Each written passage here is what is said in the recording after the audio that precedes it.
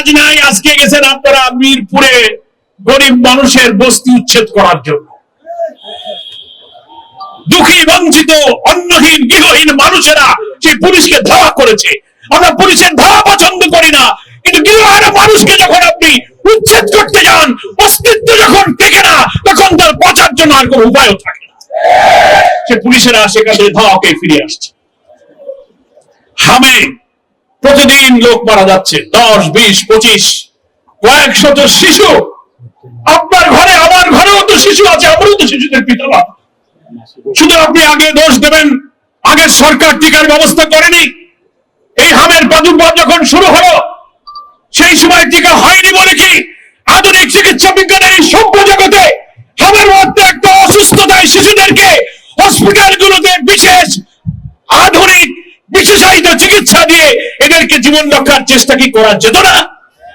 সদস্য, ইসলামী ছাত্র শিবিরের সাবেক কেন্দ্রীয় সভাপতি, ঢাকা মহানগরী দক্ষিণের সংগ্রামী আমির, চাঁপাইনবাবগঞ্জ সদর আসন থেকে বিপুল ভোটে নির্বাচিত জাতীয় সংসদ সদস্য জননেতা জনাব নুরুল ইসলাম বুলবুল।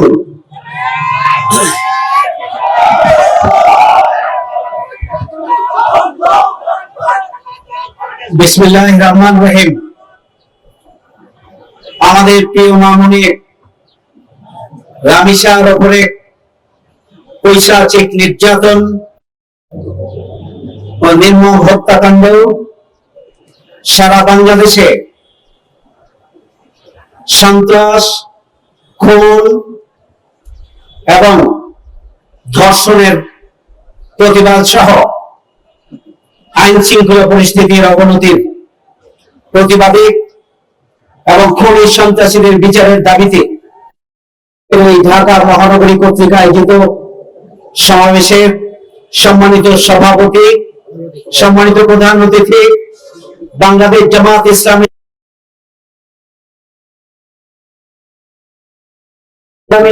নেতা জনাব গোলাম পরোয়ার, উপস্থিত আছেন সম্মানিত কেন্দ্রীয় এবং মহানগরী নেতৃবৃন্দ, সাংবাদিক বন্ধুগণ, সমবেত ঢাকাবাসী, আসসালামু আলাইকুম ওয়া রাহমাতুল্লাহ। আমাদের প্রধান অতিথি গুরুত্বপূর্ণ মৌলিক বক্তব্য রাখবেন। আমাদের বিশেষ অতিথিবৃন্দ বক্তব্য রেখেছেন। আমি প্রধান অতিথি সহ সম্মানিত বিশেষ অতিথিবৃন্দকে আন্তরিকভাবে কৃতজ্ঞতা জানাচ্ছি।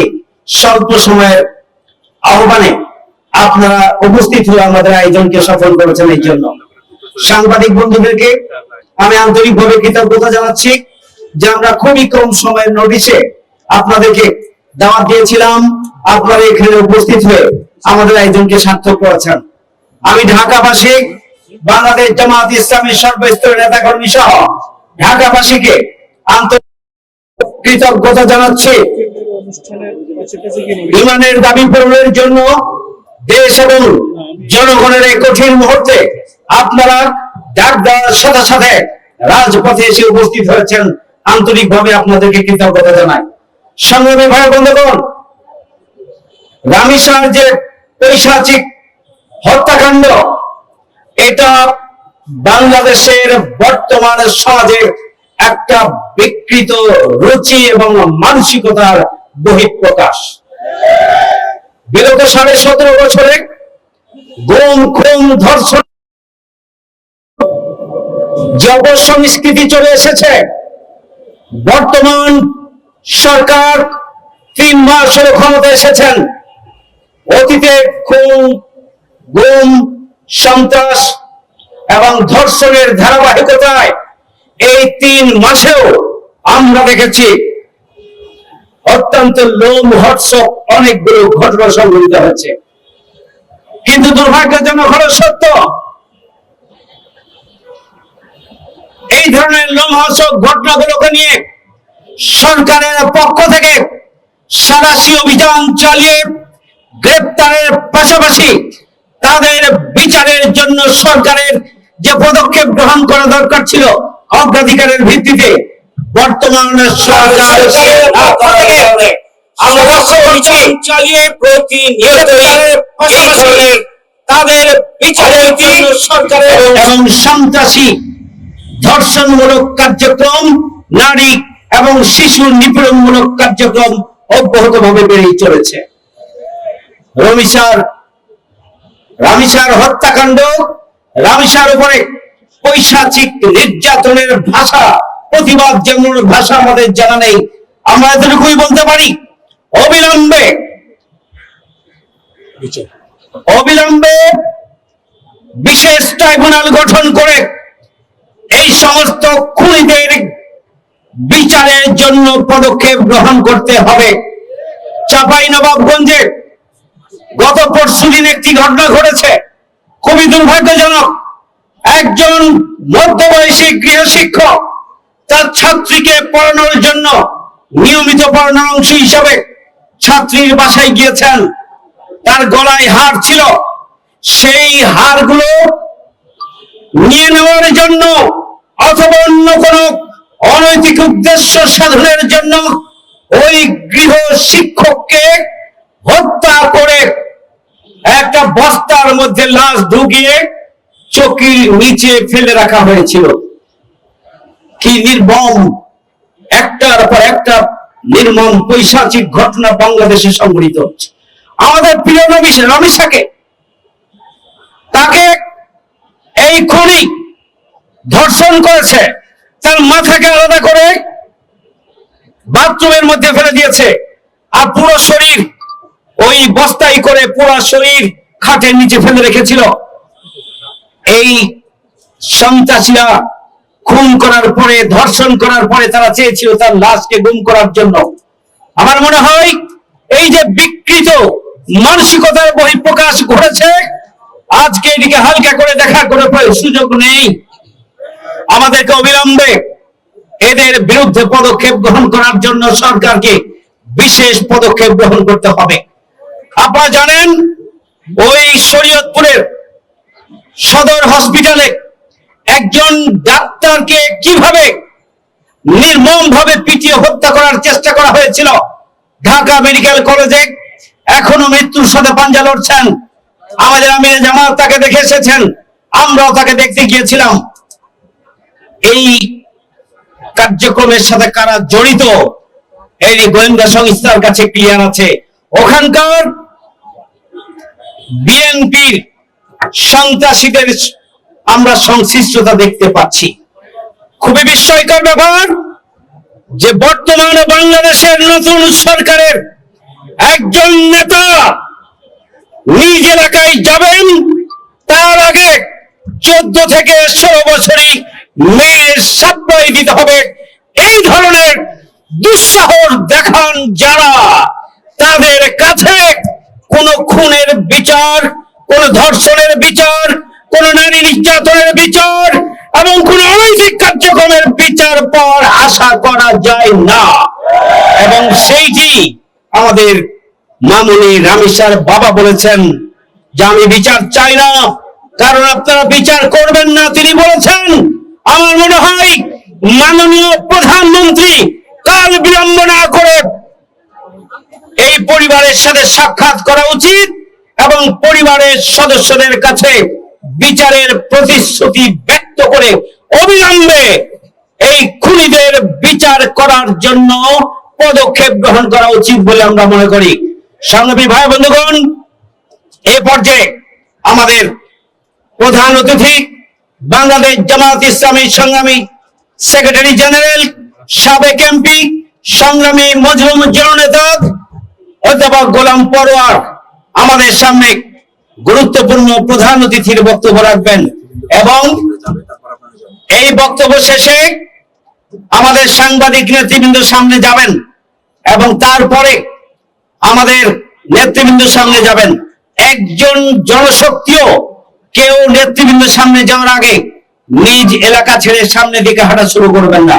আমি বিনয়ের সাথে আপনাদের আহ্বান জানাই, আগে সাংবাদিকরা যাবেন, রাস্তা করে দেবেন, এরপর নেতৃবৃন্দের সামনে যাবেন, এরপরে নেতৃবৃন্দের পিছনে সুশৃঙ্খল ভাবে ওই খুনিদের বিচারের দাবিতে আমাদের বিক্ষোভ কর্মসূচি আমরা শুরু করবো ইনশাআল্লাহ।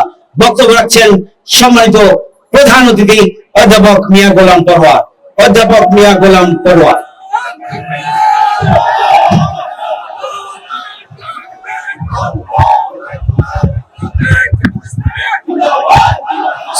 عليكم ورحمة الله وبركاته. وعليكم السلام. الحمد لله رب العالمين. الصلاة والسلام على سيد المرسلين وعلى آله وصحابه أجمعين. বাংলাদেশ জামাত ইসলামী ঢাকা মহানগরীর ডাকে আজকে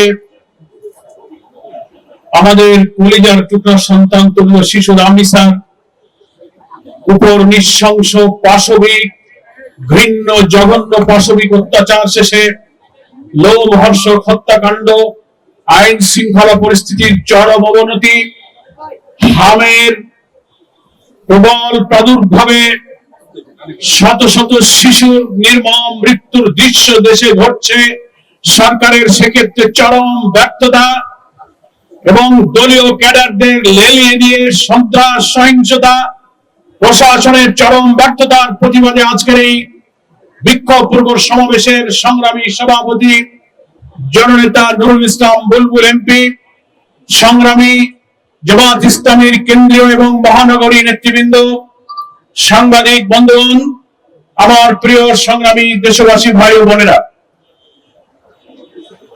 আজকে যে বিষয়ে জামাত ইসলামীর পক্ষ থেকে প্রতিবাদের ক্ষোভ, দুঃখ, বেদনা, দ্রোহ নিয়ে আপনাদের সামনে আমরা হাজির হয়েছি, শুধু রাজধানী ঢাকা নয়, যারা গণমাধ্যমের সংবাদপত্রে সোনার টুকরা ফুটফুটি চেহারা রামিসার দৃশ্য, এই খুনের কাহিনী যারা পড়েছে, মহানগরী উত্তরের আমি তার বাড়িতে গিয়েছেন এবং অনেক নেতারা গিয়েছেন, তাদের যে আবেগ, তাদের যে কষ্ট, তাদের যে বেদনা, তাদের মধ্যে যে অপরাধ বোধ এবং ব্যর্থতার বোধ, যে গ্লানি নিয়ে আমরা আপনাদের সামনে দাঁড়িয়েছি, সেই ব্যথা বেদনা ভাষায় প্রকাশ করার ক্ষমতা আমরা যেন হারিয়ে ফেলছি। সংগ্রামী দেশবাসী, কি নিষ্ঠুর নৃশংসভাবে হত্যা করা হয়েছে। গণমাধ্যম কর্মীরা বলছেন মেয়েটি কেবল 1 থেকে ক্লাস 2 তে উঠেছে, 7 বছরের মতো বয়স হবে। মেয়ের বাবাকে দেখলাম কেঁদে কেঁদে বলছে, আমি 7টি বছর আমার বুকে নিয়ে তাকে ঘুমিয়েছি, কিভাবে আমার রাত কাটবে। কুপিয়ে কুপিয়ে তার দেহকে খন্ড খন্ড করা হয়েছে। ওইটুক শিশুর মাথা আলাদা করে তাকে বাথরুমের মধ্যে ফেলা হয়েছে। আজকে আমরা মানবতা, গোটা জাতি, গোটা দেশ আজকে আমরা লজ্জিত, ব্যথিত।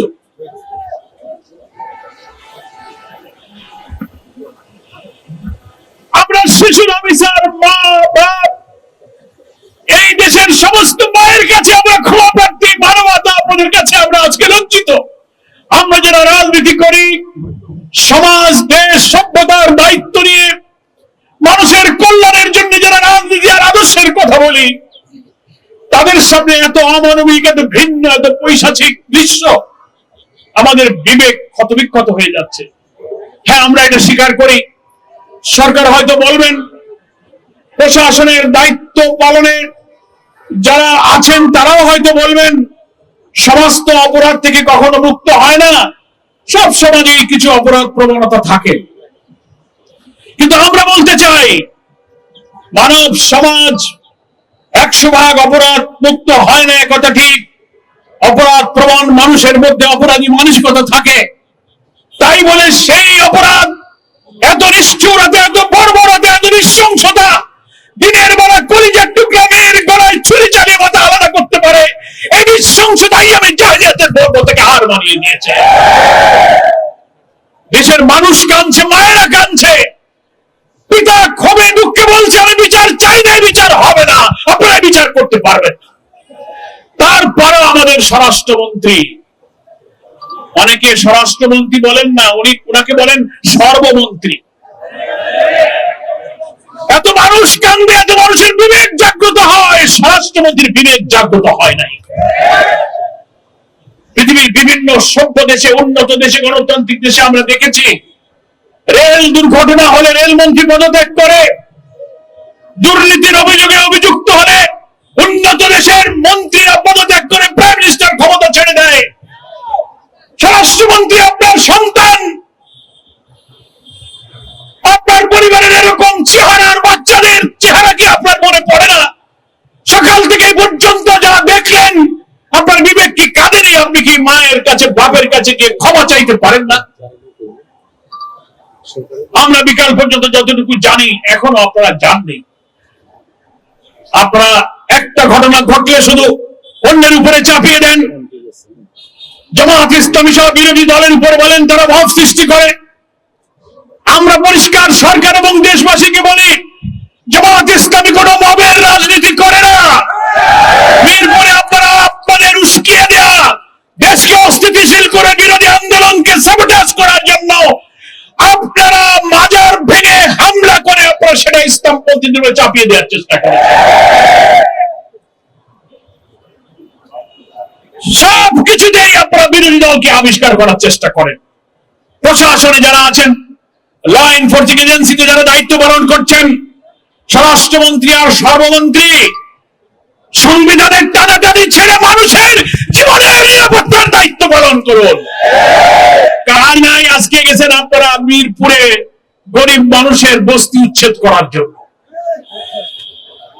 দুঃখী, বঞ্চিত, অন্নহীন, গৃহহীন মানুষেরা সেই পুলিশকে ধাওয়া করেছে। আমরা পুলিশের ধাওয়া পছন্দ করি না, কিন্তু গৃহহীন মানুষকে যখন আপনি উচ্ছেদ করতে যান, অস্তিত্ব যখন টেকে না, তখন তার বাঁচার জন্য আর কোনো উপায়ও থাকে না। সে পুলিশেরা সেখান থেকে ধাওয়াকে ফিরে আসছে। হামে প্রতিদিন লোক মারা যাচ্ছে, 10, 20, 25, কয়েক শত শিশু। আপনার ঘরে, আমার ঘরেও তো শিশু আছে, আমারও তো শিশুদের পিতা মাতা। শুধু আপনি আগে দোষ দেবেন, আগের সরকার টিকার ব্যবস্থা করেনি। এই হামের প্রাদুর্ভাব যখন শুরু হলো, সেই সময় টিকা হয়নি বলে কি আধুনিক চিকিৎসা বিজ্ঞানের এই সভ্য জগতে হামের মধ্যে একটা অসুস্থতায় শিশুদেরকে হসপিটালগুলোতে বিশেষ আধুনিক বিশেষায়িত চিকিৎসা দিয়ে এদেরকে জীবন রক্ষার চেষ্টা কি করা যেত না? আপনার সেই ব্যর্থতা ঢাকার জন্য সবকিছু কি আপনারা পিছনের লোকদের উপর দায় চাপাবার চেষ্টা করেন। আইন শৃঙ্খলায় আপনারা জনগণের হক আদায় করতে পারছেন না। নিরাপত্তা আপনাদের কাছে দেওয়ার মতো কোনো চরিত্র নাই। আজকের সভাপতি বুলবুল ভাই কি বললেন? মিডিয়াতে এসেছে, বিএনপির এক নেতা সফরে যাবে, সে টেলিফোন করে বলছে, টেলিফোন তার অডিও সংলাপটা ভাইরাল হয়েছে। সে বলছে আমাদের এক বিএনপির নেতা আসবে, 15-16 বছরের একটা বাচ্চা মেয়ে জোগাড় করে রাখো। সি সি সি সি সি ঘৃণা এবং ধিক্কার জানাই। বিএনপি, ছাত্রদল, যুবদল, তাদেরকে আপনারা যৌন লালসার লালুপ শিক্ষা আপনারা দিচ্ছেন। ধর্ষণ, যৌন বিকৃতি, যৌন উন্মাদনায় লালসা বিএনপির নেতাদের মধ্যে কি পরিমাণ তৈরি হয়েছে। নেতার সফর উপলক্ষে মেয়ের জোগাড় করতে হবে, এই যদি রাষ্ট্রীয় ক্ষমতায় থাকা দলের চরিত্র হয়, তো এই ধর্ষণ যারা করে, নৃশংসতা যারা করে, সব জায়গায় এই দলের লোকদের মদত এবং সাহায্য আছে। শুধু গ্রেফতার করে মানুষকে সামাল দিলে হবে না, এমন বিচার করতে হবে প্রত্যেকটি শিশুর পিতার হৃদয় যেন প্রশান্ত হয়।